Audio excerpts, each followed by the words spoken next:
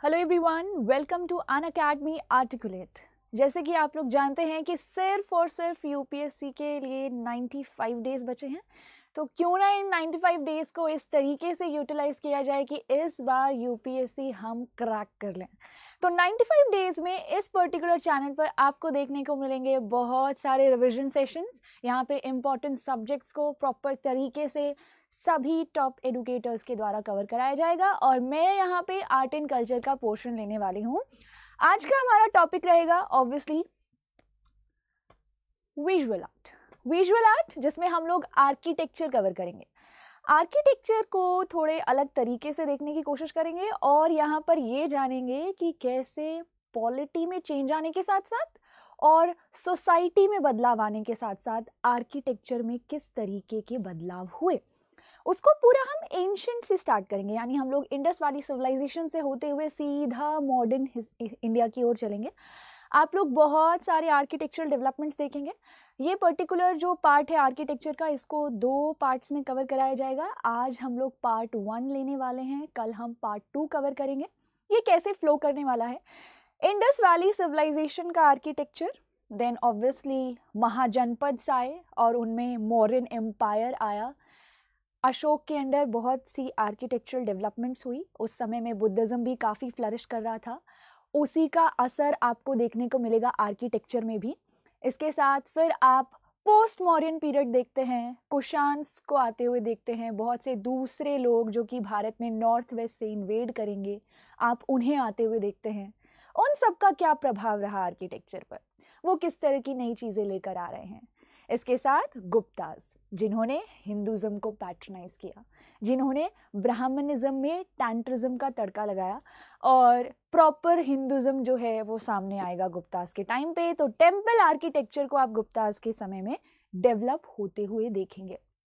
Temple architecture के 5 phases आप गुप्तास के टाइम पर देखते हैं और यही टेम्पल्स फर्दर इवॉल्व हुए नॉर्थ में, साउथ में, नागर और द्रविडियन स्टाइल में। तो उन्हें भी डिटेल में देखेंगे, उनके कुछ ब्यूटीफुल एग्जाम्पल्स हम कवर करने वाले हैं। देन ऑब्वियसली मिडिवल टाइम्स, जिसमें मुस्लिम रूलर्स आए अपने साथ एक नया आर्किटेक्चरल स्टाइल लेकर, that is obviously Indo Islamic architecture. यहाँ पे पोर्चुगीज आए हैं आइबेरियन स्टाइल लेकर, डच आए, फ्रांसीसी आए, ब्रिटिशर्स आए Indo Gothic style, neo Roman style लेकर। तो हम बहुत ही ब्यूटीफुल तरीके से क्रोनोलॉजिकली ही चलने वाले हैं और इस पूरी की पूरी स्टोरी को डिस्कस करेंगे। तो चलिए शुरुआत करते हैं विजुअल आर्ट की, जिसमें आर्किटेक्चर का ये पूरा रिवीजन हम करेंगे। और याद रखिए, इसी यूट्यूब चैनल पर आज जो हम पार्ट कवर करने वाले हैं उसका MCQ का एक टेस्ट भी होगा, लाइव टेस्ट होगा। आपको उसकी अपडेट्स मिल जाएंगी। वो जो टेस्ट होगा यूट्यूब चैनल पर, वो काफ़ी सिंपल लेवल पे टेस्ट होगा। एंड उसके बाद स्पेशल सेशन के तौर पर स्पेशल क्लासेस अनअकैडमी प्लस पर एक टेस्ट होने वाला है आर्किटेक्चर को ही लेकर, जो कि यहाँ एडवांस लेवल पर होगा। सो इस चीज़ को आपको ध्यान रखना है। इस पर्टिकुलर सेशन को देखने के बाद प्रॉपर तरह से रिवाइज कीजिए एंड उसके बाद उस टेस्ट के लिए तैयार रहिए, क्योंकि 95 डेज को बेहतर तरीके से यूटिलाइज अब हमें करना है, टाइम बहुत कम है। सो चलिए आज के सेशन को शुरुआत करते हैं एक कहानी से, कहानी हड़प्पन सिविलाइजेशन की। देखिए, हम जानते हैं ब्रिटिशर्स के टाइम पर ब्रिटिशर्स ने हमें बहुत डराया। एक तरीके से कहा कि हमारी कोई सभ्यता नहीं है, हम सभ्य नहीं हैं। हमें डॉग्स के बराबर भी कंपेयर किया गया। हमारा कोई इतिहास नहीं है, ये भी कहा गया। कोई ऐसा महान रूलर नहीं रहा जिसने इतने बड़े भारत पर रूल किया, ये भी कहा गया। ऐसी बहुत सी चीजें हुई, लेकिन कुछ सेक्शन था ब्रिटिशर्स का जिन्हें हम ओरिएंटलिस्ट कहते हैं। उन्होंने यहाँ पर क्या कहा, उन्होंने कहा कि नहीं, भारत का एक इतिहास है, जरूरत है तो उसको खोजने की, उसको ढूंढने की। और अलग अलग एरियाज में एक्सकेवेशन स्टार्ट हुई। जितनी भी चीजें हमें मिल रही थी, जितने भी आर्कियोलॉजिकल एविडेंसेस हमें मिल रहे थे, वो सारे कहाँ पर मिल रहे थे? यहाँ एक तरीके से अगर आप देखेंगे, गंगा नदी के आसपास आपको ये सारे एविडेंसेस देखने को मिलेंगे। अब गंगा नदी के आसपास मिल रहे हैं ये सब एविडेंसेस, बिल्डिंग्स मिल रही हैं, आर्किटेक्चर, मटेरियल रिमेन्स। तो हमें क्या लगा, इवन बहुत सारे लोगों को यही लगा कि भारत का इतिहास गंगा नदी के किनारे शुरू होता है। लेकिन गलती से यहाँ पे आप देखेंगे इंडस जो नदी है उसके आसपास एक्सकेवेशंस स्टार्ट हुई। एक्सकेवेशंस में हमें क्या मिली? पकी हुई ईंटें, बर्न ब्रिक्स, और उन ब्रिक्स का इस्तेमाल हमने यहाँ पे रेलवे ट्रैक बिछाने के लिए कर दिया। यानी उस समय भी हम उन ब्रिक्स की इम्पोर्टेंस को, अहमियत को नहीं समझ पाए। ये गलती किसके द्वारा की गई? ये गलती की गई हमारे भारत के आर्कियोलॉजिकल सर्वे ऑफ इंडिया के पहले गवर्नर जनरल, जिनका नाम था एलेक्जेंडर कनिंघम। उन्हें लगा कि ये जो सील मिल रही है, जैसे आप यहाँ पर एक सील देख सकते हैं, ये सील भी उनको मिली, वो फिट नहीं कर पा रहे थे। जो भी गंगा नदी के आसपास के जो भी किंगडम्स को वो स्टडी कर रहे थे उस पर्टिकुलर टाइम पीरियड में, वो किस टाइम पीरियड को स्टडी कर रहे थे? वो पढ़ रहे थे यहाँ पे 600 बिफोर कॉमन एरा से 400 कॉमन एरा के बीच का पीरियड। उस सील को वो फिट नहीं कर पा रहे, उस सील को उन्होंने इग्नोर कर दिया और ये सभ्यता जो है अभी भी छुपी रही। लेकिन एलेक्जेंडर कनिंघम के बाद आने वाले बहुत से यहाँ पे डायरेक्टर जनरल जो आर्कियोलॉजिकल सर्वे ऑफ इंडिया के रहे, उन्होंने इस पर काफ़ी काम किया। जैसे कि आप जॉन मार्शल को देखते हैं, दैट पर्सन जॉन मार्शल, उन्होंने पूरी दुनिया को एक तरीके से इंडस वैली सिविलाइजेशन से इंट्रोड्यूस कराया। एक ऐसी सभ्यता जो मेसोपोटामियन सिविलाइजेशन के कंटेम्प्रेरी थी और बहुत हद तक इतने एविडेंसेस हमें मिले हैं जो हमें ये बताते हैं कि वो ट्रेड भी करती थी। और इस तरीके से पूरी दुनिया को इस सिविलाइजेशन के बारे में पता चला। ये पहली सिविलाइजेशन। इस सिविलाइजेशन का सबसे ब्यूटीफुल और स्ट्राइकिंग फीचर आर्किटेक्चर। चलिए देखते हैं कि कैसा इनका आर्किटेक्चर था, किस तरह की प्लानिंग इन्होंने की थी। इन सिटीज को यहाँ पे वेल प्लान्ड कहा जा रहा है। देखते हैं किस बेस पर इन्हें वेल प्लान्ड कहा जा रहा है। आप मेरे पीछे यहाँ पे देख पा रहे हैं, this is 3D representation of Mohenjodaro. हम सिर्फ इस एक पर्टिकुलर साइट को पहले डिस्कस करेंगे क्योंकि बाकी की साइट्स काफ़ी कॉमन है इससे, ठीक है। So just see this picture, Mohenjodaro की ये पिक्चर देखिए, this is very much 3D picture है ये काफ़ी। अगर आप इसको ऊपर से देखेंगे, बहुत सारी ऐसी चीज़ें इसके अंदर दिख रही हैं जो कि इसको बताएगी या फिर एक एविडेंस के तौर पर हम यूज़ कर सकते हैं ये वेल प्लान्ड सिटी है। जैसे कि अगर आप यहाँ पे देखेंगे, you will find lot of things. एक सर्कल है यहाँ पे, काफ़ी हद तक आप यहाँ पे मोस्ट ऑफ दी बिल्डिंग्स जो हैं वो रेक्टेंगुलर शेप में देख सकते हैं। स्ट्रीट्स जो हैं वो काफ़ी हद तक 90 डिग्री के एंगल पर कट कर रही हैं। इसके साथ साथ आप एक डेप्थ देखेंगे इस पर्टिकुलर पार्ट में। You can see this thing कि ये पूरा का पूरा जो हिस्सा आप यहाँ देख रहे हैं ये थोड़ा सा निचाई में है as compare to this part. ये थोड़ा सा ऊंचे प्लेटफॉर्म पर बना है। तो ये जो ऊंचे प्लेटफॉर्म पर बना हुआ आपको हिस्सा देखने को मिल रहा है, दिस इज सिटाडेल, या फिर आप इसको अपर टाउन भी कह सकते हैं। एंड दिस वन जो थोड़ा सा नीचे आपको देखने को मिल रहा है, दिस इज लोअर टाउन। ये लोअर टाउन है। आप इसके साथ साथ इस पर्टिकुलर आर्किटेक्चर में फोर्टिफिकेशन भी देख सकते हैं। ये देखिए यहाँ पे इस पूरी की पूरी साइट को किस तरीके से फोर्टिफाई किया गया है। फोर्टिफिकेशन एक बहुत बड़ा सवाल उठाती है। फोर्टिफिकेशन आखिर क्यों इन सिटीज़ को फोर्टिफाई किया जा रहा है? कहीं ये सिटीज़ किसी राजा के द्वारा तो रूल नहीं की जा रही जो इस एरिया को बचाने के लिए इन एरियाज़ को फोर्टिफाई कर रहा है? Never know. ये क्वेश्चंस आज भी उठते हैं और आज भी इनका कोई जवाब नहीं है हमारे पास। सो बेसिकली हम टाउन प्लानिंग के इस शब्द पर, ये जो वर्ड है इसके ऊपर थोड़ा सा फोकस कर रहे थे। कुछ फीचर्स इस पिक्चर में भी दिख रहे हैं जो मोहनजोदड़ो को यस वेल प्लान टाउन कहते हैं, लेकिन कुछ ऐसी दूसरी भी चीज़ें हैं जिसके बेस पर इस पर्टिकुलर टाउन को वेल प्लान्ड कहा जा सकता है। आखिर वो कौन से फीचर्स है? जस्ट इमेजिन, एक छोटा सा एग्जाम्पल लेके चलते हैं, उससे चीज़ों को और बेहतर तरीके से हम समझ पाएंगे। देखिए यहाँ पे एक बहुत ही ब्यूटीफुल तरीका होता है। हम आर्कियोलॉजी या हिस्ट्री को कभी भी एक अलग सब्जेक्ट के तौर पर नहीं पढ़ सकते, हमें दूसरे साइंसेस की भी ज़रूरत होती है। कार्बन डेटिंग एक फिजिक्स में हम लोग पढ़ते हैं नॉर्मली, बट आर्कियोलॉजी में उसका काफ़ी यूज़ होता है। तो कार्बन डेटिंग की हेल्प से आप यहाँ पे ये पता लगा सकते हैं कि कोई चीज़ कितनी पुरानी है, because we all are carbon compounds, we decay. जब यहाँ पे बॉडी फंक्शन करना बंद हो जाती है, हम डीके, हमारा डीके स्टार्ट हो जाता है, और वो डीके किस रेट पे हो रहा है ये बताता है कि एक चीज़ कितनी पुरानी है या कब उसने फंक्शन करना बंद कर दिया था। सो द पॉइंट इज, यहाँ पे कार्बन डेटिंग के थ्रू ये पता लगाया जा सकता है कि ब्रिक्स जो इस पूरे के पूरे कंस्ट्रक्शन में यूज हुई होंगी वो कितनी पुरानी है। और पता क्या लगा?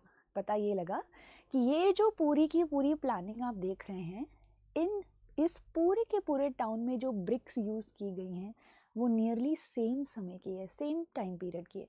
इट मीन्स इसके कंस्ट्रक्शन से पहले ये पूरा का पूरा आर्किटेक्चर प्लान किया गया था। जस्ट इमेजिन, इसका पहले पूरा ब्लूप्रिंट तैयार किया गया, उसके बाद इसका कंस्ट्रक्शन हुआ है। बहुत से दूसरे स्ट्राइकिंग फीचर्स भी यहाँ पर हैं। चलिए देखते हैं कुछ और स्ट्राइकिंग फीचर्स जो कि इसको वेल प्लान्ड सिटी के तौर पर अच्छे से फिट बैठा देंगे। Just focus on drainage system. Let's see drainage system में क्या ऐसी चीज़ें हैं। आप यहाँ पे देखिए, ये पिक्चर पर आप ध्यान दे सकते हैं। बेसिकली ये जो चीज़ आप देख रहे हैं ये घर है। हर घर जो कि मोहनजोदड़ो में बनाया गया है, हर घर की एक दीवार एक ड्रेनेज सिस्टम से अटैच्ड है, और वो जो ड्रेन है वो यहाँ पे मेन स्ट्रीट जो है उससे लगभग 90 डिग्री के एंगल पर कट करता है, यानी कि ग्रिड पैटर्न में पूरा कंस्ट्रक्शन किया गया है। उसके बाद ये जो बीच वाली पिक्चर आप देख रहे हैं, इसमें भी आपको वो ड्रेन देखने को मिलेगा। इसमें आपको कहाँ फोकस करना है? इस ड्रेन के ऊपर रखी हुई इन ब्रिक्स पर। ये ब्रिक्स क्यों रखी गई हैं? बेसिकली ये जो ब्रिक्स हैं ये काफ़ी लूजली पैक्ड हैं, ताकि समय आने पर इन ब्रिक्स को हटाकर इन ड्रेन्स को साफ किया जा सके और वापस से इन ब्रिक्स को वहीं पर लगाया जा सके। इस पिक्चर में भी आप देख सकते हैं, ये घरों की दीवारें हैं, ये अटैच्ड हैं इस ड्रेन के साथ, और वो आगे चलकर 90 डिग्री के एंगल पर यहाँ पे कनेक्ट हो रही हैं। तो यानी ड्रेनेज सिस्टम भी हमें ये एक, मतलब ड्रेनेज सिस्टम को भी हम लोग एक एविडेंस के तौर पर यहाँ यूज़ कर सकते हैं वेल प्लान्ड टाउन के लिए। ओके, लेट्स सी कुछ और चीज़ें जो कि आपको मोहनजोदड़ो के आर्किटेक्चर में देखने को मिलेगी। Okay okay, domestic architecture. Let's focus on this domestic architecture. ये डोमेस्टिक आर्किटेक्चर पर फोकस करना थोड़ा सा ज़रूरी है। Okay, so this is 3D planning. Oh, I'm really sorry. Okay, so yes, so this one you can see, this is 3D planning और ये ground planning है। इन दो पिक्चर्स से हम इनके आर्किटेक्चर को भी समझने की कोशिश करेंगे, और ये लोग क्या सोचकर इस तरह के घर बनाते थे उनको भी जानने की कोशिश करेंगे। अगर आप इन घरों पर थोड़ा सा फोकस करेंगे, दोनों, ये आप जो ऊपर वाला घर देख रहे हैं एंड दिस वन, ऑब्वियसली इन दोनों पर अगर आप थोड़ा सा फोकस करेंगे तो आप देखेंगे कि इस घर के अंदर बहुत से रूम्स हैं, और वो सारे रूम जो हैं वो सेंट्रल कोर्टयार्ड में ओपन हो रहे हैं, खुल रहे हैं। ठीक है, यानी कि सेंट्रल कोर्टयार्ड जो है आपका वो एक हब है एक्टिविटीज़ का, पूरे घर की सारी एक्टिविटीज़ वहीं पर होती हैं। देन थोड़ा सा और इसके आर्किटेक्चर पर फोकस कीजिए and just see this thing, you can see this. इस पिक्चर में अगर आप देखेंगे आपको विंडोज़ नहीं देखने को मिलेंगी, विंडोज़ ये कंस्ट्रक्ट करते ही नहीं थे। दूसरा, मान लीजिए कि इस गली से कोई गुजर रहा है और वो इस घर के अंदर झांकना चाहता है, उसके लिए वो चीज़ पॉसिबल नहीं है, बिकॉज इसका एंट्रेंस गेट कुछ ऐसा बनाया गया है कि यहाँ पर अगर वो झांकने की कोशिश भी करेगा तो उसको सामने की दीवार देखने को मिलेगी। व्हाट इफ उसको प्यास लगी है, बाहर वाले रूम में कुआं है, वेल इट मीन्स ये सारी चीज़ें क्या दर्शाती हैं? ये आर्किटेक्चर या जो भी घरों का कंस्ट्रक्शन हो रहा है ये यहाँ पे प्राइवेसी को ध्यान में रखते हुए हो रहा है। प्राइवेसी का पूरा ध्यान रखते हुए यहाँ पे कंस्ट्रक्शन जो है वो किया जा रहा है, जो कि क्लियरली विजिबल है इन पिक्चर्स के थ्रू। Domestic architecture. अब ये जो आर्किटेक्चर आपने देखा, घर वगैरह जो आपने देखे, ये सब चीज़ें लोअर टाउन में आपको देखने को मिलेंगी, मोहनजोदड़ो में बेसिकली, क्योंकि हम उसको एक एग्जाम्पल के तौर पर लेकर चल रहे हैं। लेकिन जब हम सिटाडल में जाते हैं, अपर टाउन में जाते हैं, जो कि यहाँ पे एक तरीके से काफ़ी ऊंचे प्लेटफॉर्म पर बनाया गया है, या फिर उसका प्लेटफॉर्म बेस जो है, नींव जो है वो थोड़ी सी ऊंची है, उसकी बात अगर हम करते हैं तो वहाँ पर कुछ इम्पॉर्टेंट बिल्डिंग्स पाई गई हैं, जो कि इन जनरल आप देखेंगे लोअर टाउन में नहीं पाई जाती हैं। लेट्स सी, कुछ एग्जांपल्स देखते हैं। ओके, सो यहाँ पर आप देखेंगे कुछ स्पेशल पर्पस बिल्डिंग्स यहाँ पर आपको देखने को मिलेंगी। ये जो एग्जाम्पल फिलहाल आप इस पिक्चर में देख रहे हैं, ये पर्टिकुलर एग्जाम्पल जो है, this is actually great bath. बहुत ही प्लानिंग के साथ उसको बनाया गया, वाटर टाइट इसे बनाया गया है, तारकोल का यूज़ करके जहाँ जहाँ पे भी फिलिंग करनी थी वो फिल करके, ताकि ये पानी को रोक सके, इस तरीके से इसको बनाया गया है। सो ये मोहनजोदड़ो में आपको, सिटाडल में आपको ये देखने को मिलेगा। This is great bath. Great bath इसको नाम दिया गया बाय आर्कियोलॉजिस्ट, क्योंकि ये समझा गया कि क्योंकि ये सिटाडल में पाया जा रहा है, अपर टाउन में पाया जा रहा है, तो इसकी कुछ स्पेशल पर्पस होगा, कुछ इंपॉर्टेंस होगा, कुछ ऐसे रिचुअल्स या फेस्टिवल्स होंगे जब यहाँ पर पूरे के पूरे मोहनजोदड़ो के जो लोग हैं वो यहाँ पर शायद इसको पानी से भर के और फिर इसमें डुबकी लगाने आते होंगे। तो ये सारी चीज़ें यहाँ पर आप देखेंगे। इसके साथ साथ वेयर हाउस, ऐसी चीज़ें भी आपको सिटाडल में ही देखने को मिलेंगी। फिर से वही सवाल, क्या ये एक पर्टिकुलर जो आप डिफरेंस देख पा रहे हैं between upper and lower town, क्या ये यहाँ पर सोशल डिफरेंसेस को ट्रैक करने में मदद कर सकता है? सो यस, ये एक बहुत ही बेहतरीन एग्जाम्पल, एविडेंस बन सकता है जिसके थ्रू हम सोशल डिफरेंसेस को ट्रैक कर सकते हैं। वेरी ट्रू, ऐसा हो सकता है कि सिटाडल यानी अपर टाउन पे कुछ इंपॉर्टेंट लोग रहते हों। शायद अगर राजा उस समय में हुआ करते तो शायद राजा रहते हों और प्रजा जो है वो लोअर टाउन में रहती हो। तो आर्किटेक्चर कुछ हद तक आपको ऐसा देखने को मिलेगा। मोस्ट ऑफ दी सिटीज जो भी हड़प्पन सिविलाइजेशन में हैं, वो सारी सिटीज ऐसी ही दिखती है जो हमने मोहनजोदड़ो का यहाँ पे जो एग्जाम्पल देखा, बिल्कुल वैसी वो सारी सिटीज़ दिखती हैं। लेकिन कुछ एक्सेप्शंस हैं, ओके, कुछ एक्सेप्शंस हैं यहाँ पे, उन एक्सेप्शंस को भी थोड़ा सा नोट कर लेते हैं। मोस्ट ऑफ द सिटीज़ ऐसी ही हैं, you will find upper town, you will find lower town, fortification किया गया है। तो दो पार्ट, नॉर्मली सिटीज़ के दो पार्ट्स आपको देखने को मिलेंगे, but Dholavira is an exception. Dholavira exception कैसे है? उसमें 3 पार्ट्स हैं। You will find upper town, middle town, lower town. Okay, इसके साथ साथ लोथल भी एक एक्सेप्शन है जब हम आर्किटेक्चर की बात करते हैं। वो एक्सेप्शन कैसे हैं? उसमें आप क्या देखते हैं, you will find this thing कि उसमें लोअर टाउन को अलग से फोर्टिफाई किया गया है, अपर टाउन को अलग से फोर्टिफाई किया गया है, और फिर पूरी सेटलमेंट को एक बार फिर से फोर्टिफाई किया गया। तो ये कुछ एक्सेप्शंस हैं जो आपको आर्किटेक्चर में देखने को मिलेंगे, वरना basically most of the sites look similar to this particular planning only. Okay, so ये है आर्किटेक्चर इंडस वैली सिविलाइजेशन का। कहानी आगे कैसे बढ़ती है? इंडस वैली सिविलाइजेशन नष्ट हुई, एंड सिविलाइजेशन का आज भी क्लियर नहीं है।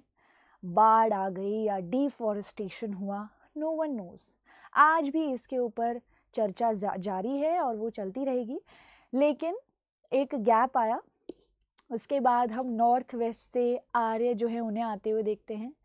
वैदिक पीरियड आपको देखने को मिलेगा, अर्ली वैदिक पीरियड, जिसमें सबको हर चीज़ करने की आज़ादी थी, महिलाएं जो हैं वो काफ़ी बेहतरीन पोजीशन पर थी। और फिर आता है लेटर वैदिक पीरियड।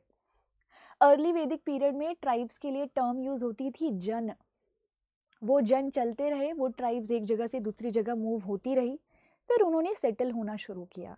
यानी जो जन थे उन्होंने पद अपना जमाना शुरू किया, और इसी वजह से वो जो पर्टिकुलर एरिया जहाँ पर उन्होंने सेटलमेंट स्टार्ट की वो जनपद कहलाया। बहुत सारे जनपद थे 6th century before common era में, लेकिन 16 महाजनपद सबसे इम्पोर्टेंट थे। 16 महाजनपद, और उन 16 महाजनपदों में जो एक एम्पायर के तौर पर सामने आया वो था ऑब्वियसली मगध। मगध में आप हरण्यक डायनेस्टी को रूल करते हुए देखते हैं, शिशुनाग्स को आते हुए देखते हैं, यहाँ पे नंद वंश को आप आते हुए देखते हैं, और नंद वंश को डिस्ट्रॉय करके मौर्य आए। मौर्यन एम्पायर के टाइम पर आपको आर्किटेक्चर में बहुत ही बेहतरीन डेवलपमेंट्स होती हुई देखने को मिलेंगी। लेकिन उस आर्किटेक्चर को डिस्कस करने से पहले एक चीज़ और ध्यान में रखना बहुत ज़्यादा ज़रूरी है, और वो ये कि इस पर्टिकुलर टाइम पर सिर्फ और सिर्फ ब्राह्मणिज्म ही फ्लरिश नहीं कर रहा, बल्कि ब्राह्मणिज्म को चैलेंज करते हुए बुद्धिज्म और जैनिज्म जैसे रिलीजन भी सामने आ रहे हैं। तो इन सब चीज़ों पर फोकस करते हुए हम आर्किटेक्चर डिस्कस करेंगे, क्योंकि आर्किटेक्चर में आपको बुद्धिज्म, जैनिज्म का इन्फ्लुएंस भी देखने को मिलेगा, खासकर अशोक के टाइम पर। तो चलिए चलते हैं मॉडर्न आर्किटेक्चर की ओर और देखते हैं कि उस समय में किस तरह की डेवलपमेंट्स हुई।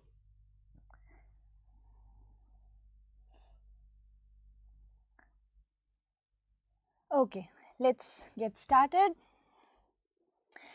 सबसे पहले जैसे मैंने आपको कहा कि यहाँ पे बुद्धिज़्म का काफ़ी इन्फ्लुएंस आपको देखने को मिलेगा। तो एक जो इम्पॉर्टेंट कंस्ट्रक्शन मौर्यस के टाइम पर आपको देखने को मिलता है वो है स्तूपास। आज हम कुछ सवालों के जवाब जानने की कोशिश करेंगे। यहाँ पर जैसे आप सवाल देख सकते हैं, स्तूप क्या है, कहाँ उन्हें बनाया गया, स्तूप का स्ट्रक्चर क्या है, और इन स्तूपास को कंस्ट्रक्ट करने के लिए पैसा कहाँ से आया, मतलब कौन यहाँ पे रिसोर्सेज प्रोवाइड कर रहा है इनके कंस्ट्रक्शन के लिए, वो भी एक बहुत ही अहम सवाल है हमारे लिए। स्तूपास को पढ़ते समय ये चीज़ हमें याद रखनी है कि स्तूप में हर एक एलिमेंट की अपनी इम्पोर्टेंस है।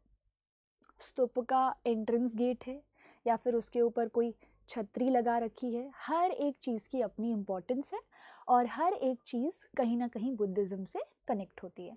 तो सबसे पहले सवाल की ओर बढ़ते हैं कि what is stupa. Basically we all know कि एक बहुत इम्पॉर्टेंट रिलीजन इस समय में फ्लरिश कर रहा था, और वो आप सब जानते ही हैं, ब्राह्मणिज्म।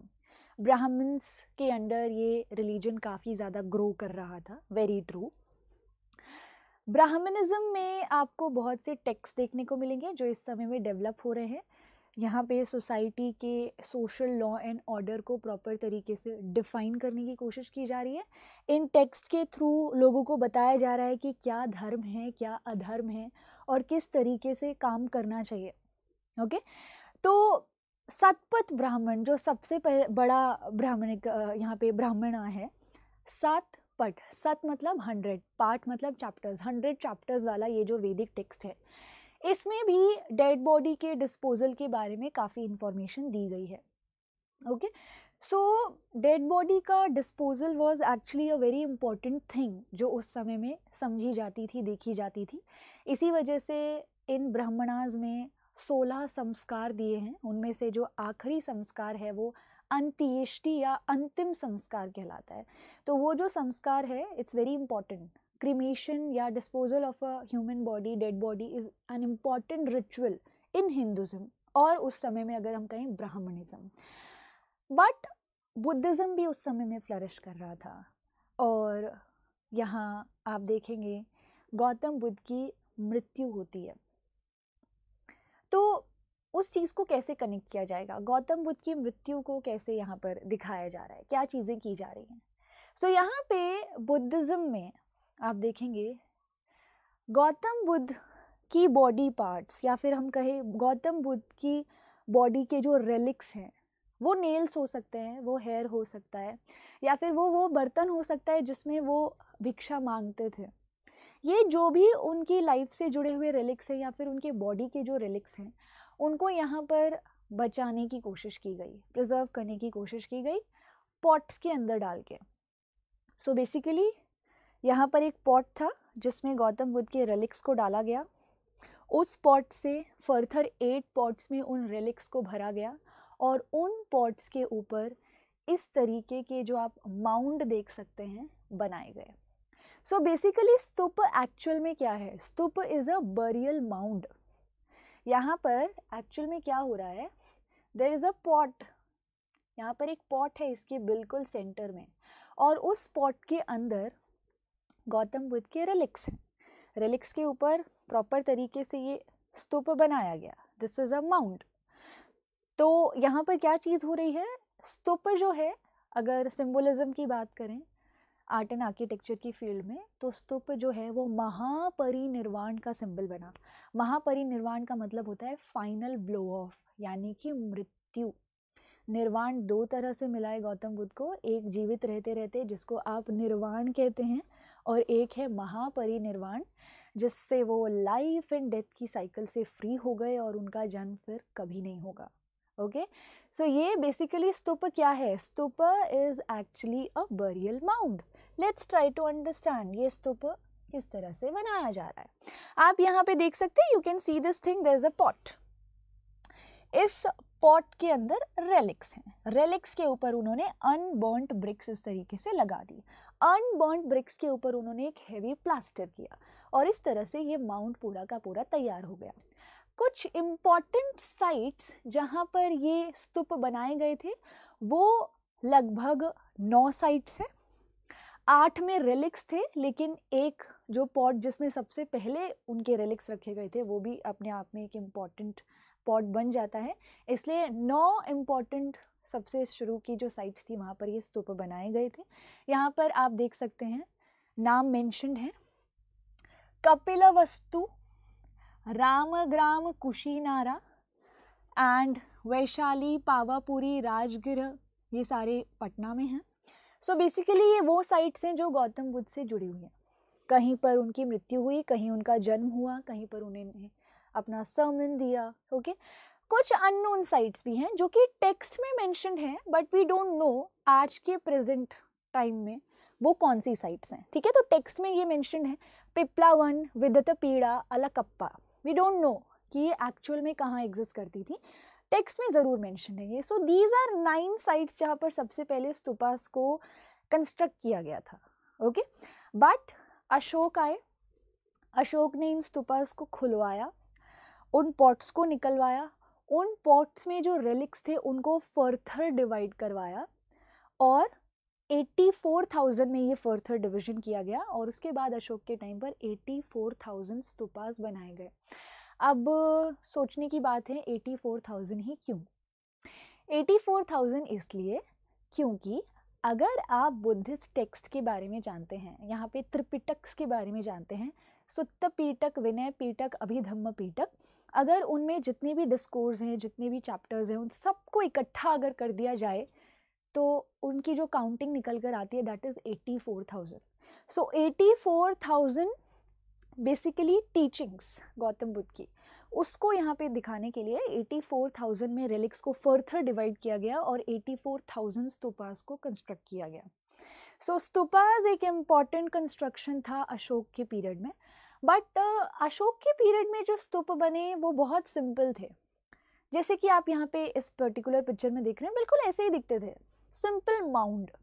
लेकिन अशोक की डेथ के बाद मौर्यन एम्पायर के डिक्लाइनेशन के साथ साथ पोस्ट मौर्यन पीरियड में अगर हम जाते हैं तो इन स्तूपास को डेकोरेट किया जाने लगा, फर्दर कुछ एलिमेंट्स थे जो कि इसमें ऐड किए जाने लगे। लेट्स सी,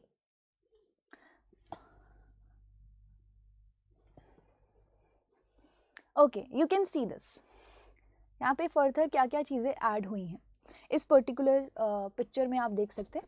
यू कैन सी छत्रावली, हर्मिका, इसके साथ साथ उस स्तूप के चारों ओर एक बाउंड्री खींच दी गई जिसको वेदिका कहते हैं। एंट्रेंस गेट स्तूपा में 4 डायरेक्शन से हैं जिसको हम तोरण कहते हैं। Basically you can see this, ये जो स्तूप है, यू ऑल नो ऑब्वियसली, अगर यहाँ पर स्तूप है और ये आपका वेदिका है तो स्तूप और वेदिका के बीच में देयर इज अ गैप। ये जो गैप है, इस गैप को प्रदक्षिणा पथ कहा गया है।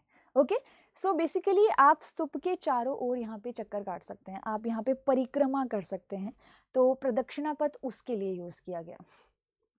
इन सब की अपनी इम्पोर्टेंस है कि आखिर इन्हें क्यों ऐड किया जा रहा है। बेसिकली छत्रावली जो है वो बुद्धिज्म में त्रिरत्न होते हैं, बुद्धम शरणम गच्छामि, धम्मम शरणम गच्छामि, संघम शरणम गच्छामि, यानी बुद्ध, धर्म, संघ, ये 3 ऐसे शब्द हैं जिनको अगर ओपन करके समझाया जाए, इनको एलॉबरेट किया जाए, तो पूरी बुद्धिस्ट फिलॉसफी इन्हीं 3 शब्दों में समाई हुई है। तो इन्हें बुद्धिज्म में त्रिरत्न कहते हैं। उसी त्रिरत्न को दिखाने के लिए यहाँ पर 3 छत्रियां आप स्तूप पे देखेंगे। Harmika is basically marking that part जिसके बिल्कुल नीचे सेंटर में आप वो पॉट देखेंगे जिसमें ऑब्वियसली रेलिक है। ओके, देन ये जो पर्टिकुलर बाउंड्री बनाई गई, इसके पीछे की ये थॉट होगी कि रेस्ट ऑफ द इन्वायरमेंट जो है उससे इस होली सैक्रेड चीज़ को अलग रखा जाए। ओके, स्तूप को अलग रखा जाए, because there are many certain other things जो कि इस आइडिया को जस्टिफाई करते हैं। क्योंकि you all know Gautam Buddha जो हैं उनके जन्म को लोटस से दर्शाया जाता है, एंड लोटस जो है वो कीचड़ में खिलता है, तो उसके पीछे की ऑब्वियसली यही स्टोरी है कि गौतम बुद्ध का जो जन्म था इस कीचड़ भरे समाज में एक लोटस के ही बराबर था। तो वो चीज़ यहाँ पर देखी जा सकती है। सो यहाँ पर भी गौतम बुद्ध के रेलिक्स बहुत सैक्रेड हैं, बहुत पवित्र हैं। उसको रेस्ट ऑफ द इन्वायरमेंट से अलग रखने के लिए एक आप यहाँ पे बाउंड्री देख सकते हैं। एंड यस, तोरण इज गेटवे। लेट्स सी इसका ग्राउंड प्लानिंग देखते हैं। ये बेसिकली ग्राउंड प्लानिंग है। You can find this thing. यहाँ पे ये तोरण है, यहाँ से आप एंटर होते हैं, एंड ये स्तूप है ऑब्वियसली, और ये वेदिका, इसके बीच का ये गैप प्रदक्षिणा पथ जिसके चारों ओर इस तरह से घूमकर क्लॉकवाइज डायरेक्शन में परिक्रमा की जा सकती है। देन यू विल सी तोरण चारों डायरेक्शन में है। बेसिकली चारों डायरेक्शन में होने का मतलब होता है गौतम बुद्ध की टीचिंग्स जो हैं वो चारों डायरेक्शन में फैल रही हैं। ओके, सो ये यहाँ पे ग्राउंड प्लानिंग आप स्तूपास की देख सकते हैं। ये मौर्यन पीरियड में नहीं हुआ है, ये सारी चीज़ें का एडिशन पोस्ट मौर्यन पीरियड में हुआ, जब मौर्यन एम्पायर धीरे धीरे डिक्लाइन होने लगा था। मौर्यन पीरियड के टाइम पे बहुत से दूसरे कंस्ट्रक्शंस भी हुए हैं, बहुत सी दूसरी चीज़ें भी आपको यहाँ देखने को मिलेंगी। लेट्स सी कुछ और examples. Okay, so this is stupa, Sanchi का स्तूपा है। It's basically in MP. जो भी फीचर्स मैंने अभी आपको बताए थे वो सारे फीचर्स आप यहाँ पे प्रॉपर तरह से देख सकते हैं। यू कैन सी तोरण beautifully carved, you can C Vedika over here, तोरण में एंट्रेंस गेट, ये अंड है, छत्रावली, harmika, and obviously this is the second floor. You can reach this particular area by a ladder जिसे सोपान कहते हैं। ओके, सो ये स्तूप है, एक ब्यूटीफुल एग्जाम्पल। तोरण को देखिए कितना ब्यूटीफुल तरीके से इसको कार्व किया गया है। तोरण पे थोड़ा सा ध्यान दीजिए। यहाँ पे एक चीज़ हमें यहाँ समझना बहुत ज़रूरी है जब हम आर्किटेक्चर को डिस्कस करते हैं। आर्किटेक्चर या art and culture, in general art and culture की बात करते हैं। जब हम आर्ट एंड कल्चर की बात करते हैं तो यहाँ पे बहुत सारे शब्द हैं जो आर्ट एंड कल्चर की फील्ड में आते हैं। पहला है रियलिस्टिक, जो जैसा है वैसा ही दिखाया जाए, ठीक है, जो जैसा है वैसे ही दर्शाया जाए। लेकिन हम इंडियंस ने रियलिज्म जो है उसके अंदर आइडियलिज्म डाल दिया, रियलिज्म को आइडियलिज्म में कन्वर्ट कर दिया, नेचर से सीखते हुए। जैसे मैं आपको एक छोटा सा एग्जांपल देती हूँ।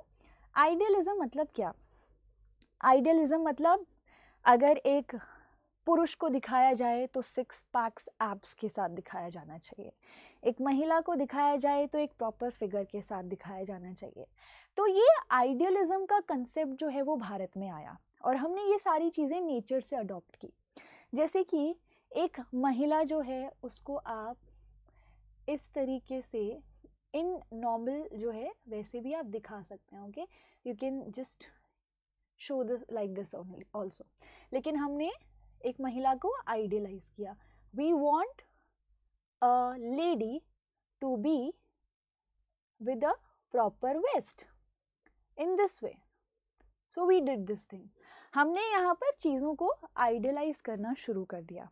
ओके, ये आइडियलिज्म जैसी चीज़ें जो हैं वो समय के साथ साथ आई। आइडलिज्म एक इम्पॉर्टेंट पार्ट बना, इसी वजह से आप आर्किटेक्चर में जब स्कल्पचर्स देखते हैं तब आप महिलाओं को प्रॉपर फिगर के साथ देखते हैं। हिंदू गॉड्स एंड गॉड जो गॉडेसेस दिखाई गई हैं उनको आप प्रॉपर फिगर के साथ देखते हैं। लेकिन एक और कंसेप्ट आर्ट एंड कल्चर की फील्ड में इंडिया में आया और वो था सिंबोलिज्म, या फिर सिंबोलिज्म से भी पहले अगर हम बात करें तो एक सजेस्टिविटी भारत में आई। सजेस्टिविटी इज व्हाट? सजेस्टिविटी इज समथिंग जब जो फिगर दिखाया गया है उसका एक और डीपर मीनिंग हो। ओके और यही सजेस्टिविटी का एक मीनिंग होता है। जैसे कि अगर आप ग्रीक गॉड्स एंड गॉडेस देखेंगे या उनके स्कल्पचर्स देखेंगे, they are not suggestive in nature, they don't have any higher meaning और समथिंग। बट इंडिया में ऐसा है, इंडिया में ये चीज़ है। जैसे इस पर्टिकुलर पूरे के पूरे तोरण के ऊपर जो काविंग की गई है, इट इज़ सजेस्टिविटी ओनली। सजेस्टिविटी के बहुत सारे एग्जाम्पल्स आपको इसमें देखने को मिलेंगे। जैसे मैं आपको कुछ एग्जाम्पल्स यहाँ दिखाती हूँ, जैसे कि ये, as you can see this, एक महिला है, बहुत आइडियलिस्टिक तरीके से दर्शाई गई है, काफ़ी प्रॉपर फिगर के साथ दर्शाई गई है, and she is holding a branch. Okay और इनके लिए जो हम एक वर्ड यूज़ करते हैं, एक टर्म यूज़ करते हैं, वो है शलभंजिका। इन्हें हम शलभंजिका कहते हैं। सो ये शलभंजिका आपको बुद्धिस्ट आर्किटेक्चर में हर जगह देखने को, काफ़ी जगह देखने को मिलेंगी। अगर इन्होंने शाल पेड़ की शाखा पकड़ी है तो शलभंजिका, आम के पेड़ की शाखा पकड़ी है तो आम्रभंजिका। तो ये लेडी आखिर कौन है? ये फर्टिलिटी की सिंबल है। अगर मैं सिर्फ रियलिस्टिक तरीके से चीज़ों को सोचूं और सजेस्टिविटी को हटा दूं तो मैं ये कहूँगी कि ये डेकोरेशन पर्पस के लिए बनाई जा रही थी, लेकिन इंडियन आर्ट सजेस्टिव भी था। ये सिर्फ डेकोरेशन पर्पस के लिए नहीं है। There is a higher meaning of this particular sculpture, that is fertility.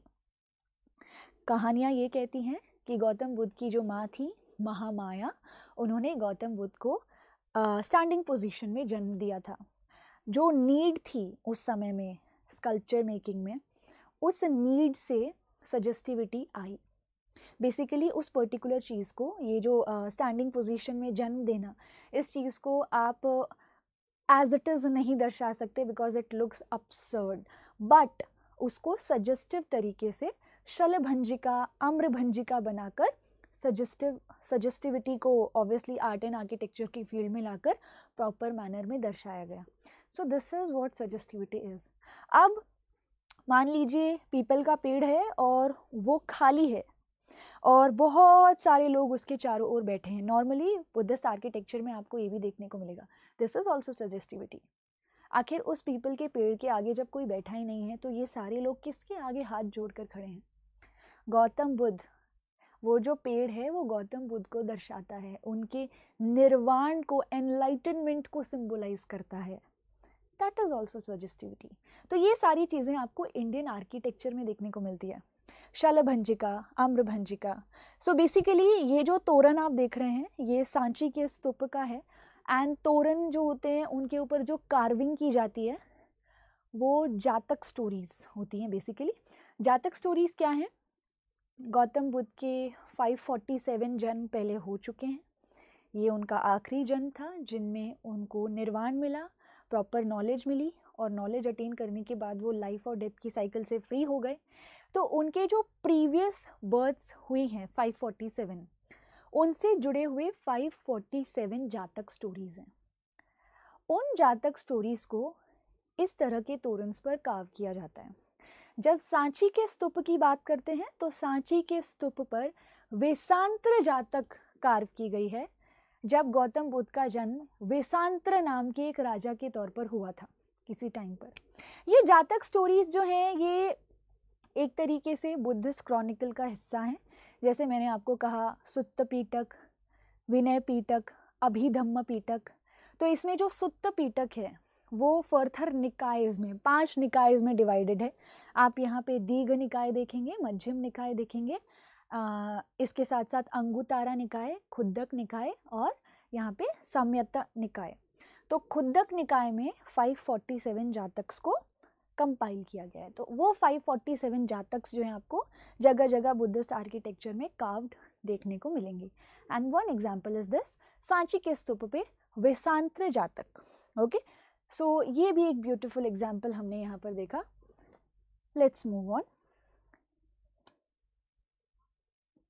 अब मौर्यन आर्किटेक्चर के थोड़ा सा दूसरे पहलुओं को देख लेते हैं, पैलेसेस को देख लेते हैं। बेसिकली हमारे पास मौर्यन एम्पायर से जुड़े हुए पैलेस के कुछ प्रॉपर एक तरह से कंस्ट्रक्शन अभी प्रेजेंट नहीं है। हमारे पास अगर कुछ है तो वो अवशेष हैं जो कि कुमराहर, पाटलिपुत्र से कुछ किलोमीटर ही दूर कुमराहर में पाए गए हैं। इस पिक्चर को थोड़ा सा देखिए ध्यान से। You can find this thing कि यहाँ पे पूरा कंस्ट्रक्शन नहीं है। बेसिकली अगर कुछ मिल रहा है तो वो है रेलिक्स, और वो रेलिक्स भी जो हैं वो भी पिलर्स के रेलिक्स हैं। कुमराहर के पास एक म्यूजियम भी बनाया गया है मौर्यन आर्किटेक्चर से जुड़ा हुआ। जो भी रेलिक्स मिले हैं उस म्यूजियम को देखते हैं इस पिक्चर को बेटर समझने के लिए। इस पर्टिकुलर पिक्चर को देखिए।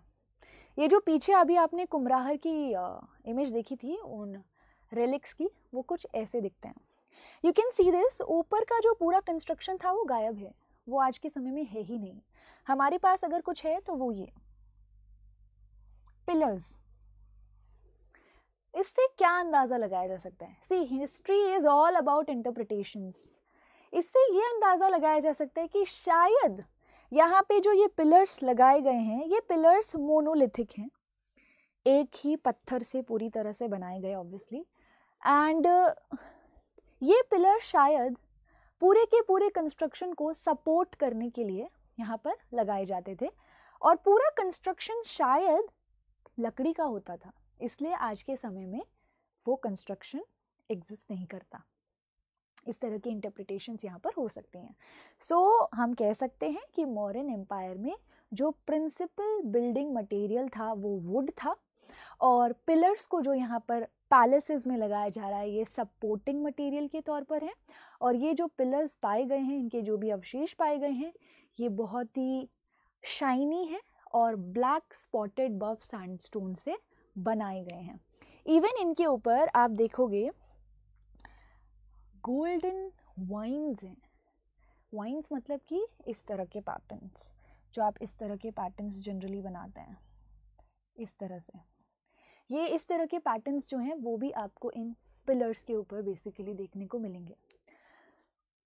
Sorry, pillars. अब पिलर्स की बात कर ही रहे हैं तो कुछ और पिलर्स को भी देखना काफ़ी ज़रूरी है। देखिए, एक चीज़ हमें यहाँ पे समझनी होगी, पिलर्स जो हैं वो सिर्फ पैलेसेस में कंस्ट्रक्शन को सपोर्ट करने के लिए ही नहीं बनाए गए, बल्कि मौर्यन पीरियड में पिलर्स फ्री स्टैंडिंग भी पाए गए हैं। फ्री स्टैंडिंग, ऐसे ही पिलर्स सिर्फ खड़े हैं, उनका कोई, वो किसी को सपोर्ट नहीं कर रहे, किसी बिल्डिंग का पार्ट नहीं है, किसी कंस्ट्रक्शन का पार्ट नहीं है, सिर्फ उन्हें इसी तरह से खड़ा कर दिया गया है। ये फ्री स्टैंडिंग पिलर्स क्यों लगाए गए होंगे, या फिर क्यों लगाए जा सकते हैं, ये भी एक सवाल है। फ्री स्टैंडिंग पिलर आप इसलिए लगा सकते हैं कि आपने किसी किंगडम के ऊपर हमला किया, उस किंगडम को आपने जीत लिया, आप उस विक्ट्री को कोमेमोरेट करना चाहते हैं, आपने वहाँ पिलर लगा दिया। या फिर अपनी पूरी टेरिटरी को मार्क करने के लिए आपने बाउंड्रीज में पिलर लगा दिए, फ्री स्टैंडिंग पिलर्स। लेकिन मौर्यन टाइम में पिलर्स क्यों, ये देखते हैं एक बहुत इंटरेस्टिंग चीज़ कि आखिर क्या हो रहा है। बेसिकली मौर्यन एम्पायर में जो फ्री स्टैंडिंग पिलर्स लगाए गए वो अशोक के द्वारा लगाए गए। ये जो फ्री स्टैंडिंग पिलर्स थे ये रेड और वाइट सैंडस्टोन के बनाए जा रहे थे, ब्लैक स्पॉटेड बफ सैंडस्टोन के बनाए जा रहे थे, मोनोलिथिक थे। पर ये क्यों लगाए जा रहे हैं? आप लोगों ने एंशिएंट हिस्ट्री ज़रूर पढ़ी होगी। आप अशोक राजा, देव नाम पिय पिय दसिन राजेन, अशोक के बारे में ज़रूर जानते होंगे। द बिलवड किंग, सभी भगवान जिसे प्यार करते हैं अशोक को जानते होंगे। अशोक जो है उन्होंने कलिंग का युद्ध लड़ा था। और उस कलिंग के युद्ध के लड़ने के बाद उनके लाइफ में बहुत से चेंजेस आए। वो बुद्धिस्ट बन गए। उन्होंने उसके बाद बुद्धिज़्म को प्रमोट और प्रोपागेट करना शुरू कर दिया।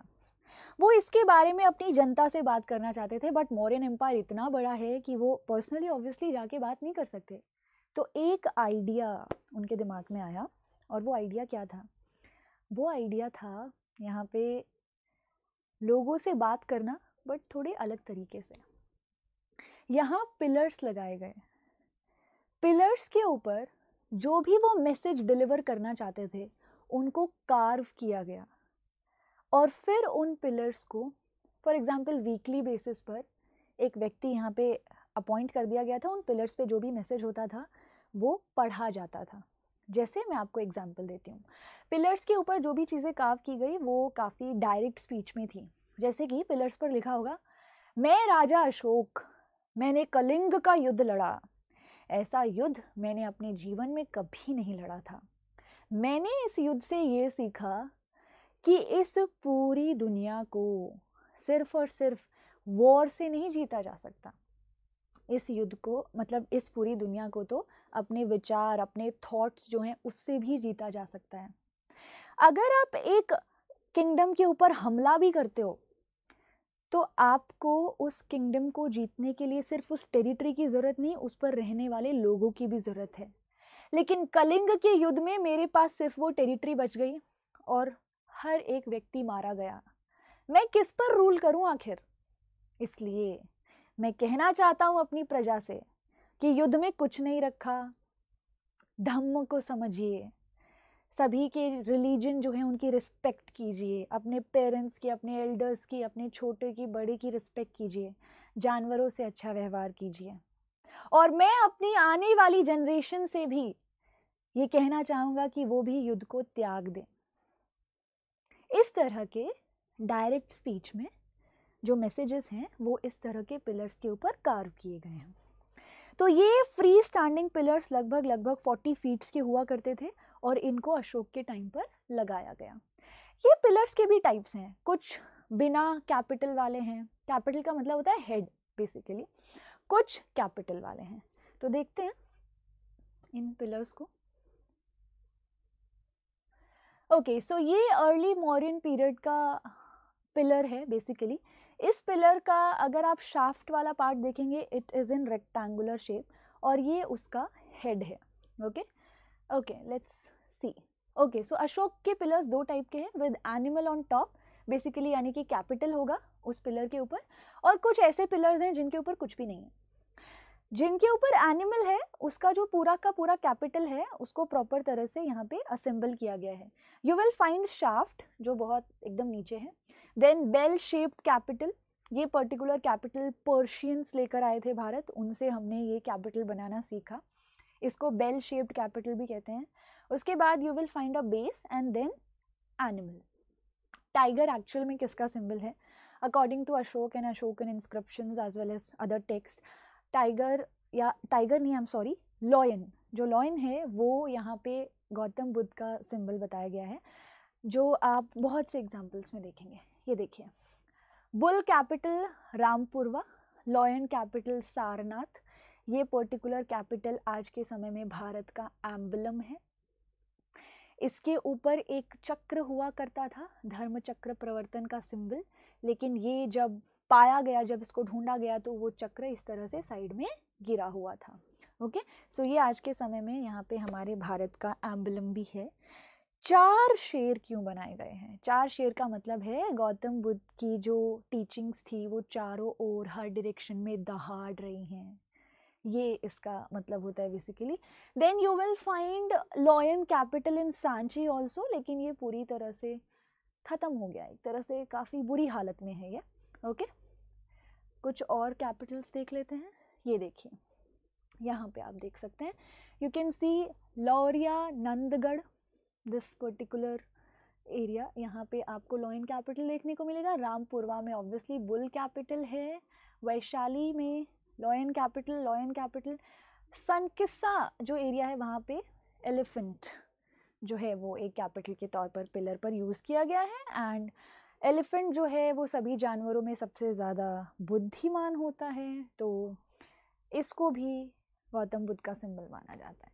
ठीक है, सो ये कुछ पिलर्स हैं जो कि आपको मौर्यन पीरियड में देखने को मिलेंगे।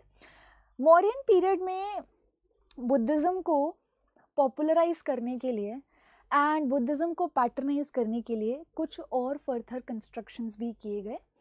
बेसिकली बुद्धिज़्म में आप देखेंगे जो मॉन्क्स एंड नन्स हैं वो संघ में रहते हैं, एक दूसरे के साथ उस लाइफ को एंजॉय करते हैं, एक दूसरे की हेल्प करते हैं, भिक्षा मांगते हैं और धम्म के पाथ पे रास्ते पर चलते हैं।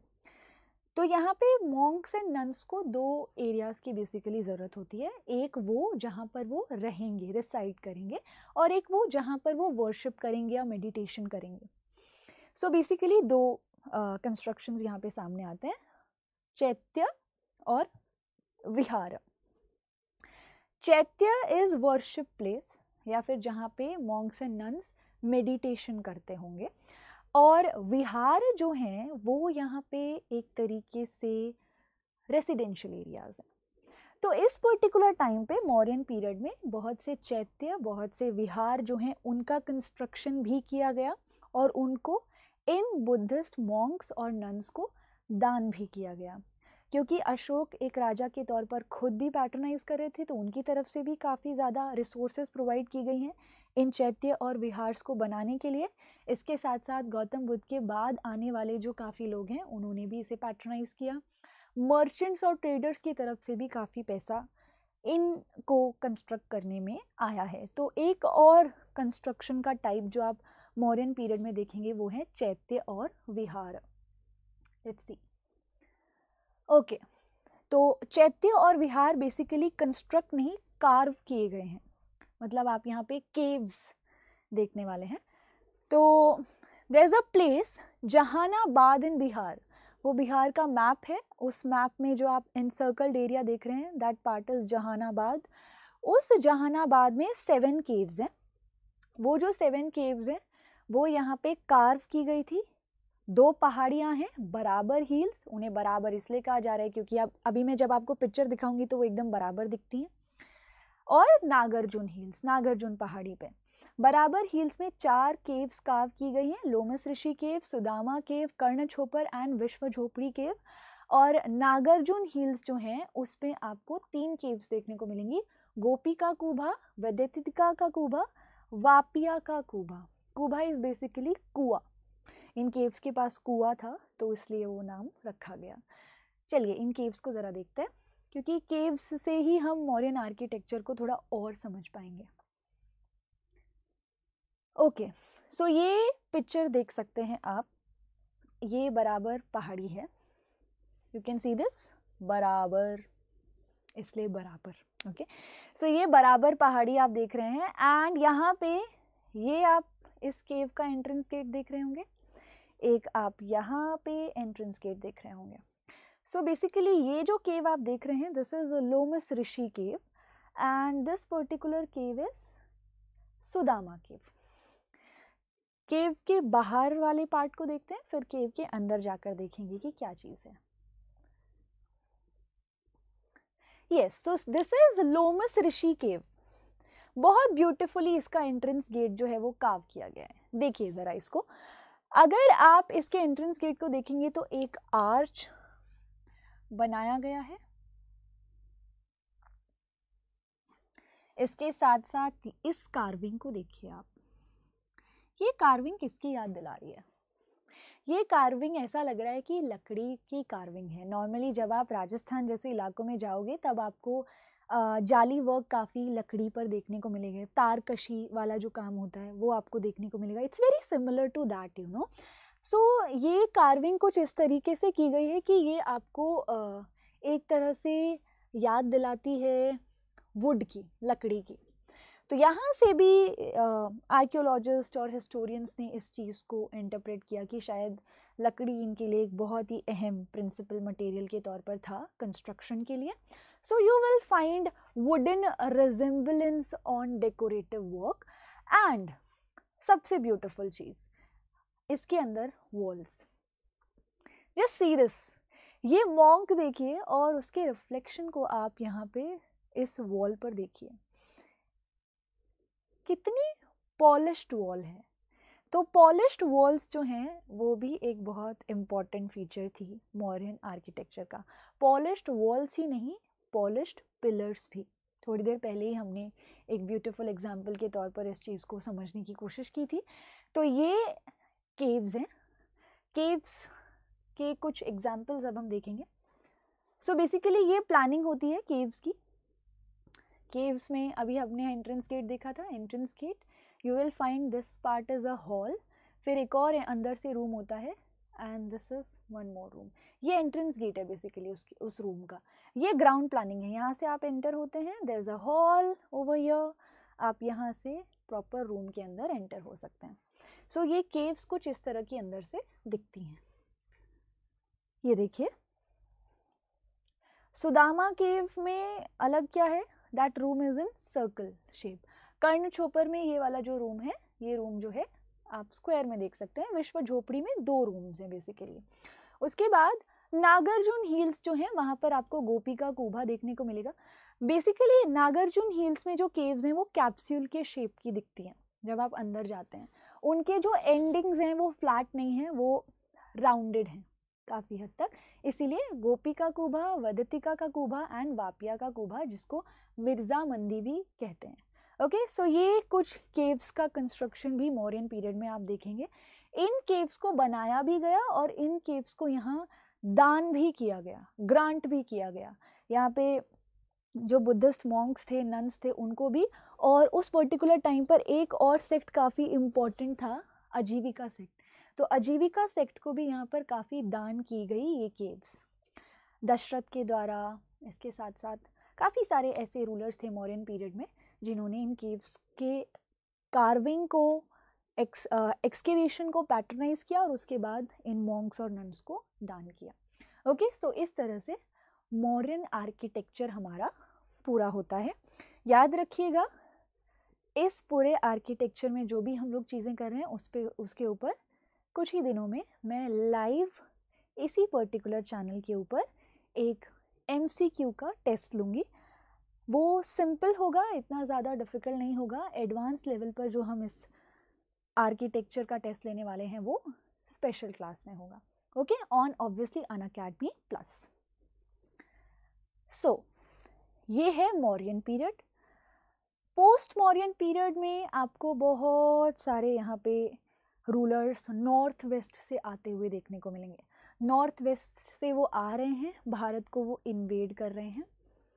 शाक्स, कुशान्स, पर्थियान्स ये भी आ रहे थे। इसके साथ साथ ऑब्वियसली मौर्यन एम्पायर हम जानते हैं किसकी वजह से डिक्लाइन हुआ। मौर्यन एम्पायर के खुद के ही मिलिट्री कमांडर जो थे पुष्यमित्र शुंग ने यहाँ पर मौर्यन एम्पायर का तख्ता पलट किया और शुंगा डायनेस्टी की शुरुआत की। तो भारत में आप शुंग देखेंगे, इस समय में कण्व देखेंगे, कुशान्स देखेंगे, शक देखेंगे, इंडो ग्रीक्स देखेंगे जिन्होंने गोल्ड कॉइन्स को स्टार्ट करा। तो ये सारी चीज़ें यहाँ पर हुई। कुशान्स अपने साथ बहुत सी चीज़ें लाए। कुशान्स अपने साथ सिंबोलिज्म को हटाने के मकसद से आए। कुशान्स ने जब भारत में आकर देखा कि ये तो बहुत ज़्यादा सिंबल्स का यूज़ करते हैं और सिंबल्स के थ्रू कम्युनिकेट करने की कोशिश करते हैं, वो चीज़ उनको हज़म नहीं हुई। और कुशान्स के टाइम पर ही प्रॉपर ह्यूमन साइज के स्कल्पचर्स का बनने की शुरुआत हुई एक तरह से। कुशान्स एक चीज़ और अपने साथ लाए थे और वो है फ्यूडलिज्म। फ्यूडलिज्म यहाँ पे आप देखेंगे सामंतवाद जिसे कहते हैं। यहाँ कुशान्स का एम्पायर है, उसको छोटी छोटी फ्यूडेटरीज में डिवाइड किया गया। उसके ऊपर फ्यूडल लॉर्ड्स हैं, वो फ्यूडल लॉर्ड्स उन एरियाज़ को एडमिनिस्टर करते हैं। कुशान्स का ही एक फ्यूडेटरी था जिसको श्रीगुप्त कहते थे। जब कुशान्स कमज़ोर हुए, सेंट्रल अथॉरिटी कमज़ोर हुई, तब श्रीगुप्त ने सोचा बहुत सही मौका है, इस फ्यूडल एरिया को, इस फ्यूडेटरी को कार्व करके इंडिपेंडेंट घोषित करके अपना एक एम्पायर, अपनी एक डायनेस्टी इस्टेब्लिश करनी चाहिए, और वही उसने किया। और इस तरह से गुप्त वंश की शुरुआत हुई, गुप्ता डायनेस्टी की शुरुआत हुई। गुप्ताज आखिर अपने साथ क्या लाए? गुप्ताज ऐसे रूलर्स थे जिनके अर्ली जो रूलर्स रहे हैं उन्होंने यहाँ पे बुद्धिज़्म को, जैनिज़्म को पैट्रनाइज किया, लेकिन जो लेटर रूलर्स रहे उन्होंने यहाँ पे हिंदुज़्म को पैट्रनाइज किया। और हिंदुज़्म को सिर्फ पैट्रनाइज ही नहीं किया है, हिंदुज़्म जो है वो एक प्रॉपर शेप ले रहा है, एक प्रॉपर रूप ले रहा है इस पर्टिकुलर टाइम पे। किस तरह का शेप?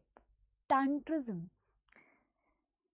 मनुष्य का उस परमात्मा से, गॉड से क्या रिलेशन है, उसको अब यहाँ पे डिफाइन किया जा रहा है। डिफाइन करने के साथ साथ एक मनुष्य उस परमात्मा से, उस गॉड से वर्शिप कैसे करेगा, उसे डिफाइन किया जा रहा है।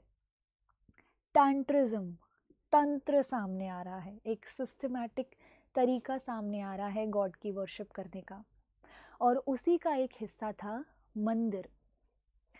टेम्पल्स का कंस्ट्रक्शन शुरू हुआ। इन टेम्पल्स के कंस्ट्रक्शन में क्या चीज़ हो रही है?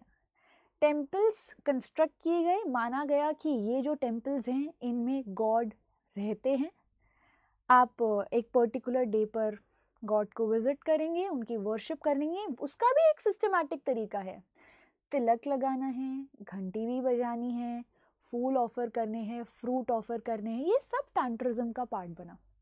ये सब चीज़ें गुप्ताज के टाइम हुई।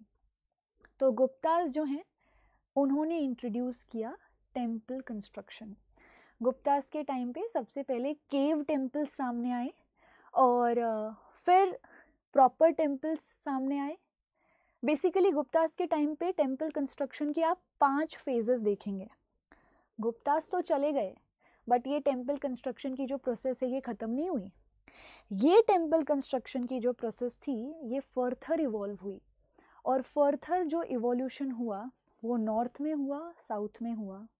नॉर्थ में वो नागर स्टाइल में कन्वर्ट हुआ, और साउथ में वो द्रविडियन स्टाइल में सामने आया। डेक्कन वाले पार्ट में भी इवोल्यूशन हुआ इन टेम्पल्स में, और एक नया स्टाइल, एक हाइब्रिड स्टाइल, वेसारा स्टाइल सामने आया, जिसमें आप नागर स्टाइल के फीचर्स भी देखेंगे ऑब्वियसली, एंड आप इसके अंदर एक तरह से द्रविडियन स्टाइल के फीचर्स भी देखेंगे। तो ये टेम्पल कंस्ट्रक्शन। इस समय में बुद्धिज्म डिक्लाइन कर रहा है, इस समय में जैनिज्म डिक्लाइन कर रहा है। तो ये इंपॉर्टेंट रिलीजन जो थे, जो काफ़ी पॉपुलर हुए थे, वो इस समय में डिक्लाइन हो रहे हैं, और हिंदुज़्म अपनी पकड़ फिर से मजबूत कर रहा है। तो you can see this thing कि आर्किटेक्चर भी हमसे बात करते हैं एक्चुअल में।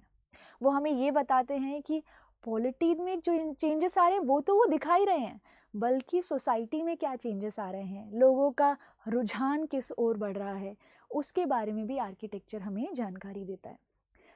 सो चलिए आगे बढ़ते हैं, और गुप्ताज के समय में जो चीज़ें हुई, गुप्ताज के टाइम में आप जो टेम्पल आर्किटेक्चर के अर्लीस्ट फर्स्ट फेजेस देखते हैं उनको थोड़ा सा डिस्कस करते हैं। Let's talk about style of temple architecture. Introduction, obviously जैसे मैंने आपको इंट्रोडक्शन दिया वही चीज़ें। ये देखिए, ये जो पर्टिकुलर टेम्पल है ये फेज 1 का टेम्पल है। फेज 1 मतलब अर्लीस्ट टेम्पल्स में से एक है। हालांकि इससे पहले के भी टेम्पल्स हैं, उसको हम कल तो नहीं, ऑब्वियसली जो नेक्स्ट पार्ट इस पर्टिकुलर सेशन का होगा उसमें कवर करेंगे। नागर स्टाइल में बेसिकली कवर करेंगे। वो केव टेम्पल्स थे, मतलब सबसे स्टार्टिंग में जो टेम्पल सामने आए हैं वो केव टेम्पल्स थे। केव्स को कार्व करके टेम्पल्स में कन्वर्ट किया गया। इस तरह का प्रॉपर कंस्ट्रक्शन थोड़ा लेट शुरू हुआ। अगर केव टेम्पल्स का सबसे ब्यूटीफुल एग्जाम्पल आपको देखना है तो वो है उदयगिरी केव्स। उदयगिरी केव्स में वराह अवतार जो हैं उनके लॉर्ड विष्णु का टेम्पल वराह अवतार में उदयगिरी केव्स में दिखाया गया है। वो अर्लीस्ट नागर स्टाइल का टेम्पल आर्किटेक्चर, टेम्पल का एक एग्जाम्पल है बेसिकली। ये जो प्रॉपर टेम्पल सामने आ रहे हैं जिसमें प्रॉपर एक बेस तैयार किया जाता है और उस पर प्रॉपर अलग से कंस्ट्रक्शन होता है, उसके फेजेस अभी हम डिस्कस करने वाले हैं, और ये सारी चीज़ें गुप्तास के टाइम पर हो रही हैं, ये चीज़ें आपको ध्यान रखनी है। फेज 1, टेम्पल्स का फेज 1। इस फेज 1 में क्या क्या चीज़ें हुई? प्लेटफॉर्म काफ़ी थिन रखा गया, टेम्पल जो है उसका एक सेंट्रल सैंक्टम होता था, उस सैंक्टम में जिस भी गॉड का वो टेम्पल है उन टेम्पल की मूर्ति रखी जाती थी। ओके, उसे हम सेंट्रल सैंक्टम को, टेम्पल के न्यूक्लियस को गर्भगृह कहते थे। इसके साथ साथ इस टेम्पल के आगे का एक पोर्शन होगा जहाँ पर दूसरी एक्टिविटीज़ होंगी, जैसे लोग बैठ सकते हैं, बातें कर सकते हैं, वर्शिप कर सकते हैं, दैट इज मंडप। ये जो पिलर वाला कोलोनेटेड पार्ट देख रहे हैं ना आप, सॉरी, पिलर वाला जो कोलोनेटेड पार्ट आपने देखा है इस पिक्चर में, दिस इज एक्चुअली मंडप, ये वाला, दिस वन, इसका ये वाला जो एरिया है ये। सो ये फेज 1 के टेम्पल्स हैं। This example is Kankali Devi मंदिर, तिगावा, MP। इसके बाद फेज 2। फेज 2 में क्या हुआ? फेज 2 में जो बेस है वो और ज़्यादा थिक हो गया। थिक होने के साथ साथ फेज 2 में जो टेम्पल्स थे उनके चारों ओर एक बाउंड्री भी बनाई जाने लग गई, और एक प्रदक्षिणा पथ सामने आया। जैसे मैंने आपको कहा, दिस इज सेंट्रल बिल्डिंग, इसके चारों ओर बाउंड्री बनाई, सेंट्रल बिल्डिंग और बाउंड्री के बीच में देयर इज अ गैप, उस गैप को प्रदक्षिणा पथ कहते हैं। प्रदक्षिणा पथ किस लिए यूज़ किया जाता है? परिक्रमा करने के लिए। सो ये सारी चीज़ें भी यहाँ पर हो रही हैं। ओके, ये कुछ नए फीचर्स यहाँ पे ऐड हो रहे हैं। दिस एग्जाम्पल इज पार्वती मंदिर, नचाना कुठुर। फिलहाल जो एग्जाम्पल्स हम देख रहे हैं वो सिर्फ और सिर्फ किस लिए? सिर्फ और सिर्फ यहाँ पे उस डेवलपमेंट को समझने के लिए है, दैट्स इट। हम प्रॉपर तरीके से टेम्पल आर्किटेक्चर नागर, द्रविडियन और विसारा स्टाइल में क्लासिफाई करके तब भी उन प्रॉपर एग्जाम्पल्स को भी डिस्कस करेंगे। फिलहाल हम सिर्फ गुप्तास के टाइम पे जो फेजेस सामने आ रहे हैं एक के बाद एक उन्हें कवर कर रहे हैं। दिस इज फेज 3, बहुत डिटेल में इसको देखेंगे नेक्स्ट पार्ट में। फेज 3, दिस इज दश अवतार मंदिर ऑफ यूपी। इसमें क्या नई चीज है? अब तक जितने टेम्पल्स देखे उनका रूफ आपने देखा होगा वो फ्लैट था, अब इसका रूफ आप कैसा देख रहे हैं? इसके रूफ में एक प्रॉपर शेप आता जा रहा है, दिस शेप। इसको क्या कहते हैं? इसे कहते हैं शिखर। शिखर का कंसेप्ट रथ से आता है। अगर इस टेम्पल को मुझे रथ बनाना है, बहुत इजीली मैं इसको रथ बना सकती हूँ। यू कैन सी, ये आपका शिखर है। यहाँ पर मैं इस तरीके से, ये देखिए, तो रथ इज बेसिकली जिसके ऊपर गॉड जो, जिसमें गॉड जो हैं वो बैठते हैं इस तरह से। तो ये जो पूरा शिखर वाला पार्ट था, ये जो एक टावर की तरह ऊपर बनाया जा रहा है, पॉइंटेड रूफ, इसको शिखर कहा गया। ये चीज़ फेज 3 में सामने आई। फेज 3 में एक और चीज़ सामने आई और वो है पंचायतन स्टाइल। ये पंचायतन स्टाइल क्या होता है? पंच मीन्स 5, सो पंचायतन स्टाइल मीन्स एक मेन टेम्पल है और 4 सब्सिडरी श्राइन्स हैं। बेसिकली क्या हो रहा है, एक मेन टेम्पल यहाँ सेंटर में होगा और 4 सब्सिडरी श्राइन्स आपको यहाँ इस तरीके से देखने को मिलेंगे। सो दश अवतार इज एक्चुअली पंचायतन स्टाइल का एग्जाम्पल जो कि फेज 3 में आया। This is phase 4। बेसिकली इसमें यही चीज दिखाई गई है कि कुछ दूसरे एलिमेंट्स, जैसे दिस इज, इसको हम लोग यहाँ पे जगती कहते हैं, ये वाला पार्ट। थोड़ा सा जो प्लेटफॉर्म जिसके ऊपर पूरा टेम्पल बनाया जा रहा है उससे थोड़ा सा नीचे एक और प्लेटफॉर्म बनाया जाने लगा जिसे जगती कहा जाने लगा, और जगती के ऊपर हवन होना या फिर उसके ऊपर हवन वगैरह करने के लिए या फिर वैसे ही बैठने के लिए, रेस्ट करने के लिए, इस तरह की कुछ चीज़ें भी फेज 4 में सामने आई। Then comes obviously phase 5। Phase 5 में रूफ थोड़ा कैनोनिकल हो गया। इसके साथ साथ जो टेम्पल्स हैं उनका जो सेंट्रल सेंक्टम है वो सिर्फ और सिर्फ रेक्टेंगुलर या स्क्वायर शेप का नहीं रहा बल्कि वो सर्कुलर शेप में भी सामने आने लगा। कुछ रेक्टेंगुलर प्रोजेक्शंस आपको देखने को मिलेंगे। ये रेक्टेंगुलर प्रोजेक्शंस जो हैं वो यहाँ पे ट्रांसेप्ट्स कहलाते हैं। ट्रांसेप्ट्स कैसे? मान लीजिए, जस्ट वेट अ मिनट, मान लीजिए ये आपका ग्राउंड प्लानिंग है, ये आपका बेसिकली टेम्पल्स ऊपर से इस तरह से दिखता है। अब आपने 90 डिग्री पर इस तरह के ट्रांसेप्ट्स, इस तरह के प्रोजेक्शंस बना दिए। इस तरह के प्रोजेक्शंस ऐड करने का काम भी फेज 5 में होने लगा। ओके, सो ये टेम्पल्स हैं, ये टेम्पल्स जो आप देख रहे हैं इनका डेवलपमेंट यहाँ पे गुप्तास के टाइम पर हो रहा है। यही टेम्पल्स जो हैं वो फर्थर इवॉल्व हुए और नागर स्टाइल में कन्वर्ट हुए। नागर style in north, Dravidian style in south and Vesara style in Deccan. Okay, तो ये चीज़ें आप यहाँ होते हुए देखेंगे।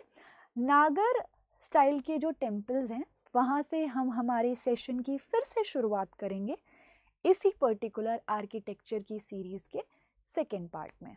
सो आज के सेशन में इतना ही। आई होप आप उस जर्नी को समझ पाए होंगे, किस तरह से आर्किटेक्चर में चेंजेस आए, सोसाइटी के साथ बदलने के साथ साथ भी और पॉलिटिकली भी जो चेंजेस हो रहे थे उसके साथ भी। कैसे हमने यहाँ पे ब्राह्मणिज्म या फिर हिंदुज़म को फ्लरिश होते हुए देखा, फिर वो डिक्लाइन होता है, बुद्धिज़्म और जैनिज़्म सामने आता है, फिर वो डिक्लाइन होता है एंड ब्राह्मणिज्म में टैंट्रिज्म जैसी चीज़ें आ रही हैं और तब टेम्पल्स का कंस्ट्रक्शन शुरू होता है। तो ये आज का हमारा सेशन था।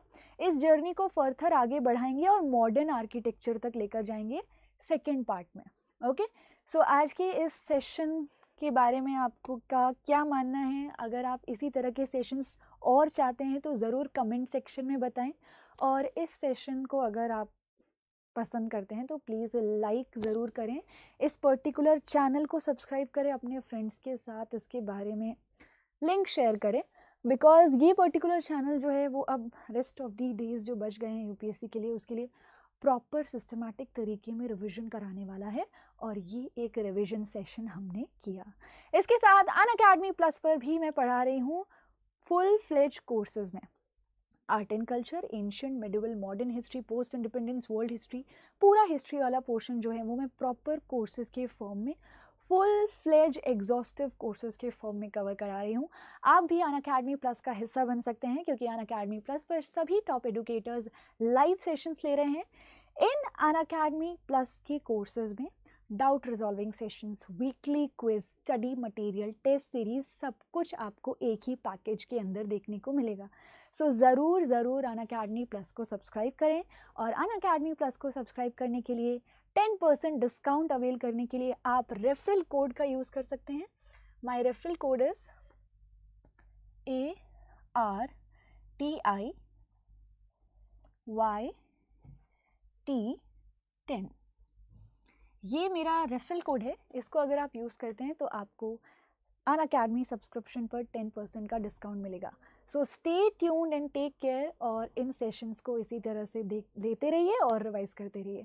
Thank you and best of luck.